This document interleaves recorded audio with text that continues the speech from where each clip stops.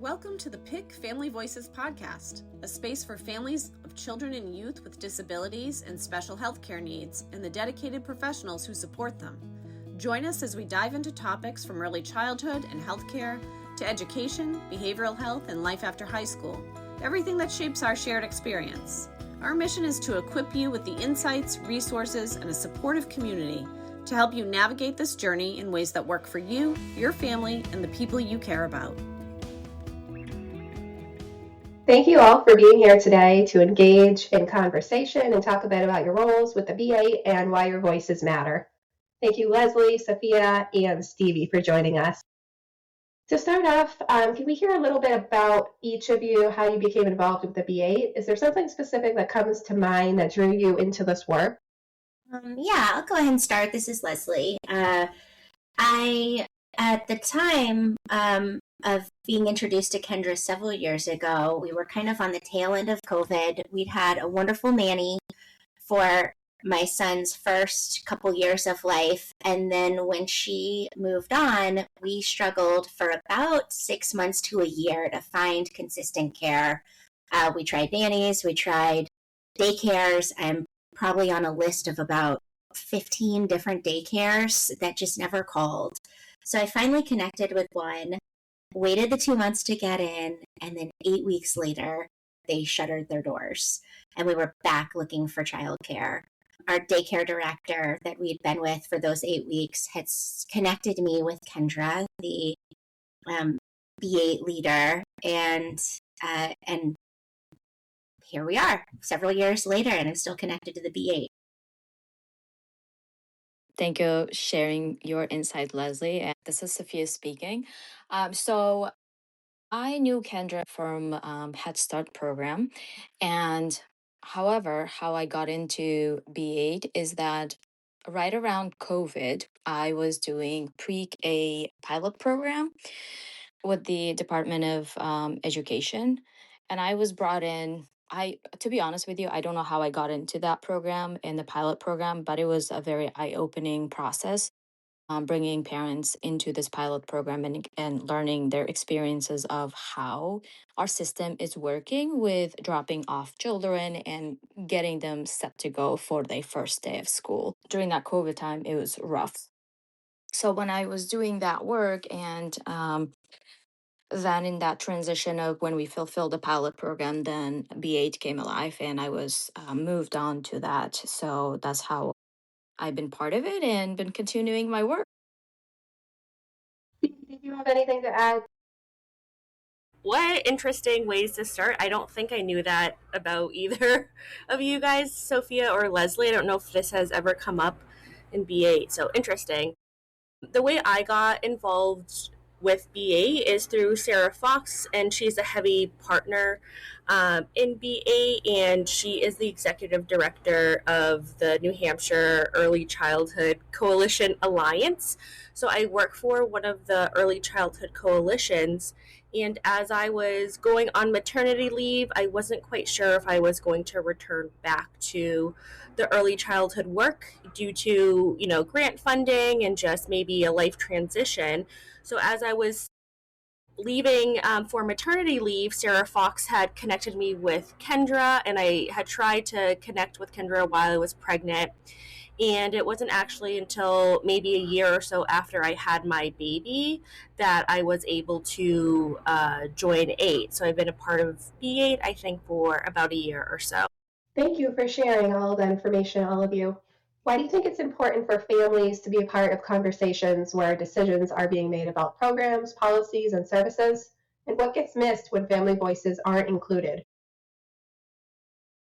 Thanks, Emily. This is Leslie again. If a family is not involved in the conversation, then the services inherently are not going to be delivered or received as effectively as they could. Families have a lot to say and ultimately improve both the service delivery and the utilization when they can impart their voice. So for me, it's that some decision makers don't see the problem and they don't usually have the experience as well. So um, some programs might not work for families in practice unless we have them delivered. But families highlight the barriers that they see and the cultural needs and everyday challenges so that professionals may not know or always see. So families are the center to this, and they make the impact. For me, I think of the quote, nothing about us without us. And that's spoken a lot in the early childhood field in New Hampshire, as well with family engagement, where programs and agencies and even administrations should not be making decisions for families. They often may be disconnected or they don't know what's best. So why would we be making rules and programs and whatnot for people? And why would we just not bring people to the table to create things in partnership? It's definitely a two-way street. When you hear the phrase family leadership, what does that mean to you? And what does it look like from your perspectives as parents? For me, leadership can be so many things. I think when I hear the phrase family leadership, it leads me to believe this kind of separation between families and professionals or service providers, when in reality, many service providers have families, professionals have families. Families are ingrained in all parts of the community. And so leadership could be the type of position someone is in. It could be engaging in a group like the B8. It could be helping a neighbor, speaking up, advocating for something they believe in. Family leadership is just taking the opportunity to have an impact in whatever way feels right for that individual. Everyone has a different perception of this. So for me, it means families are respected as partners and not just recipients of services. So parents understand their children needs and their challenges and their strengths better than anyone else. So their perspective should be part of the leadership and decision making. So I interpreted that as some of what I just said. Believe family leadership, much to what Leslie said, it looks different, especially for the individual. So often when people think of leaders, they may think of extroverts and, starting the conversations and getting to know people. And yes, that is a type of family leadership, bringing people together and taking initiative or leading a conversation. But there are many forms of family leadership. And even though we think of it one way, there's definitely room for people that are introverts or kind of have those different skill sets. And no matter what type of leadership style a parent or a caregiver has, it's important. And I do think that family leaders specifically, I like to look at it as the glass is half full. So they have all of the skills that they need to be an amazing family leader, and it's really the responsibility of the community and the community partners to support these family leaders in ways that make the most sense for the individual. So it's very individualized.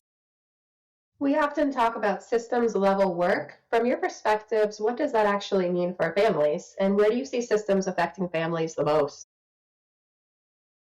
I love this question. My background's in public health, and so I am inherently a systems thinker. And when we think systems, we think large systems, but we have to remember that systems intersect all over the place. Family systems, social networks, employers. And so when we think about how systems level work is going to impact families, we have to use that lens. Where and how are families operating in their day-to-day lives? That is across all points of the community, their kids' education, If the parents are in education, transportation systems, employment, what is the employer's culture, family systems, and it needs to be comprehensive because all of these touch on one another. One thing that I've seen as my kids have gotten older is their daycare schedules don't always align with my work schedule. And I think that impacts to some capacity any family with children, that the schedules just don't always align with the other obligations in our lives. And so it really needs to be systems level work is recognizing where the other systems intersect with one another. For me, I was there once as I was working as a state representative with the system and collaborating with the state leaders and community leaders to make those bills significantly go either way. Um, this method of work, it eyed opened for me that I was able to see how much of these work were affecting our community and our Greenwich staters and the families, the recipient of those services. Some bills were significant that affected families. Um, so the turnout of a proposed bill, if a bill was proposed and the turnout was great, that means um, there were the needs were there. The needs were there for this bill to happen or to not happen. So again, the collaboration between the community leaders and the families that are coming and testifying on behalf of this bill was significant. And I was able to oversee things and help people understand how the system worked and helping them navigate the system along with being state representative and working as a case manager back then was tremendously eye-opening to me and navigating it all and bringing it to the table to best identify how this work impacted. I like to think of the system and system building as either a puzzle, right? So we're all a piece of the puzzle, and we're all different shapes, but we're all equal. Or sometimes I even like to think of it as an ecosystem. So exactly what Leslie and Safiya are saying, where everything is connected to each other, something affects something else. And in my perspective and my personal perspective, I see this really affects families when decisions come from, I'm quoting, the top down. So when, again, like I mentioned before, when perhaps policymakers or decision makers or organizations are making decisions for families, even if it is with good intent, it affects them the most, kind of from those the top down type of decisions. Thank you. I like your analogy there of the puzzle and how systems kind of exist on multiple levels in our daily lives, and how systems level work is not just about one system, but how all of these systems kind of interact and shape experiences. Can you share a moment when a parent's perspective helped shift a conversation or helped people understand something differently? I think back to my experience as a kid. I have a sister with special needs, and back then, things were done very differently for children who were different. And I remembered this kind of ongoing situation where they were trying to do hand over hand to teach my sister to write. And she didn't like it, but there was not in the classroom, there wasn't someone there to say she doesn't like this, and they weren't really listening to her. And so over several months, she stopped letting anyone touch her, which made it kind of a safety hazard in parking lots if we couldn't hold her hand or my parents couldn't hold her hand. But more so, it became a social barrier where she was not accepting touch for even play and engagement. And so I remember so distinctly this kind of, after a meeting with this school and her team at the time, we as the family realized this is why she's no longer accepting us holding her hand. It's because they're doing hand over hand at school, and it just kind of clicked in that moment between the team at the school and us as a family. And so we were able to redirect what they were doing at the school, and it just changed a lot between the communication at school and the providers, and then the care that my sister was receiving. For me, when I was working as a case manager for new Americans, there was a lot of barriers between simplifying the process or teaching them how to navigate certain things. And it all comes back to parenting leadership. So it was just a simple conversation of, do you want to be a leader to help others? And that's the hat that I was wearing as a leader, as a caseworker, and as a mother, and as a parent. These were all something that I was thinking while I was serving the new Americans as well in my community. um, the only thing that I was doing is uplifting the families and guiding them and providing the resources for them that they were unaware. And by just simply doing that, I was bringing their voices to the table and I was hurting their voices. Uh, Whatever that was shared to me as a concern, and if they weren't able to come up and share what was going on, I was their voices. I work as an interpreter and I'm certified to do interpretation. So, whenever I heard something that was not being uplifted to them, it was not being shared to them. Um, I put so many hats around me that I was going above and beyond to make sure that the most vulnerable population is being hurt. And I would be in their houses and listening to them and bringing back the conversation to them and informing them about it. I'm going to share an example that recently happened in my greater Nashua community. So we work closely with a different coalition, more so teen coalition, and the director is working on building their family voice and their family engagement. She was planning this amazing event for teens and parents. And one of the families I work closely with in Nashua, a part of the Nashua Family Network, gave the mom some feedback on the event on the flyer. You know, the mom had suggested, well, where's the time for parents to talk to each other, for parents to debrief? And then it was also brought up, for example, that yes, this event is for teens, but what about the families that have uh, a large age range of kiddos? So yes, they could have a teen, but maybe they have a 2 year old. So having childcare not there could be a barrier for the whole family attending. So even these simple conversations that parents are having with organizations, just giving them feedback, can really open the organization's eyes and help them accordingly. Thank you, all of you, for all of that. If a parent is listening and wondering whether their voice really matters, what would you want them to know? I would say, how could it not matter?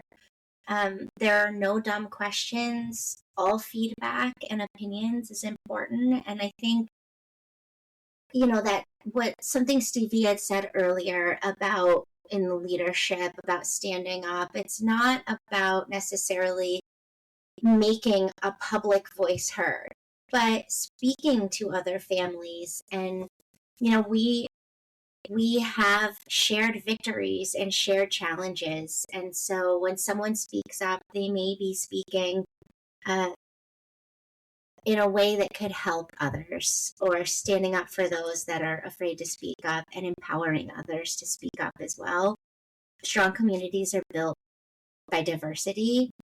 So I encourage anyone to say something. Yeah, definitely, Leslie. Your voice matter regardless. It could be positive or negative. Definitely speak out because everything that we do needs somebody's voice in there in order to help us determine decisions. I'm in the mix of right now doing a principal evaluation and trying to get feedbacks from parents. So the survey is going out and we will be collecting responses back from parents to evaluate our principal for our school. So, and again, it comes back to your voice. If I do not hear from our parents or from our leaders that are receiving these services or their kids are receiving these services, whoever is receiving the services, right, will not give me an accurate data. It all comes back to um, who's receiving the services and how is it affecting. For me, if I get a accurate feedback from the parents, this data will be an accurate and it will be in a good use, and it will be allows me to determine if the principal is going to be getting their renews, or will might have to make a different decision. As an example that I'm using, it's the perception of like your voice, and your voices matter. Yes, your parent voice or your caregiver voice absolutely matters. And in fact, it is needed. It is vital. It's necessary to what we're referring to previously as the system. So even if you are thinking about using your voice, I would encourage you to look for local grassroots organizations, look up B8, see what is going on in the community, look up early childhood coalitions, because there is a community out there for you, and there are definitely people out there that want to support your voice. And for those that may feel like their voice has felt on deaf ears, in the community, I'm sorry, and it unfortunately it does happen. But what it is important is, when you get stonewalled or kind of come across a barrier, or you don't feel like you're heard, I think it is extremely important to keep pushing on. So perhaps you've tried to use your parent voice, and for whatever reason you didn't feel heard. I would try and try again, because there are people out there, and we are out here to really amplify that voice and support the voice and make sure that every parent knows that their opinion, their voice really does matter in our community for our children, and again, for the larger system as well. Absolutely. Those are really great points that every voice matters.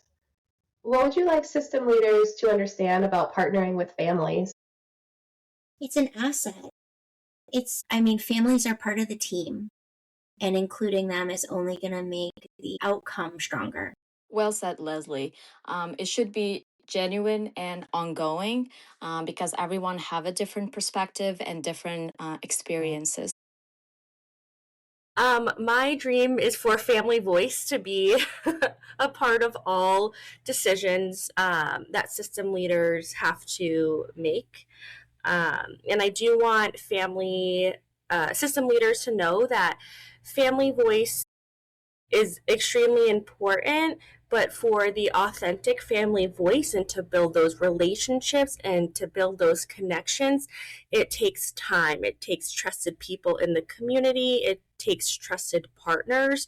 So if system leaders, for example, are sending out a survey to parents every couple of months, my honest feedback is that that's not going to do it. You need to be out in the community. You need to embed yourself in the community and embed yourself in parent groups, and have trustworthy community partners to be there when you can't be there. It has to be a side by side partnership, not someone leading someone else. We're in this together, and system leaders are very important, of course, and so are the families that these systems will affect.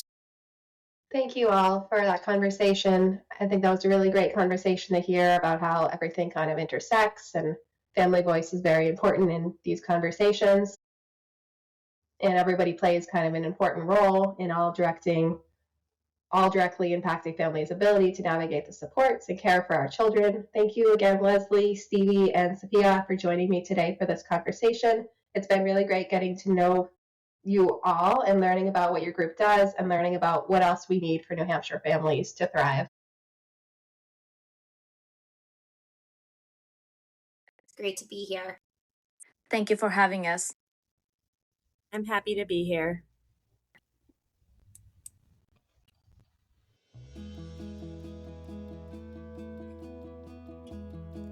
Thanks for tuning in to the PIC Family Voices podcast.